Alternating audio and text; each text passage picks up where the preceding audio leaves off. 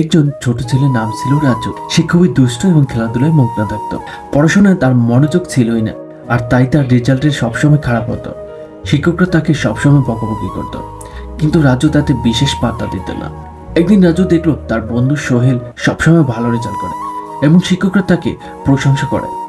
রাজুর মনে হলো, কেন আমি পারছি না, আমিও তো চেষ্টা করতে পারি। সেদিন থেকে রাজু মনস্থির করলো সে প্রতিদিনই একটু করে পড়ালেখা করবে। শুরুতে খুব কষ্ট হচ্ছিল, তবে সে থেমে থাকেনি।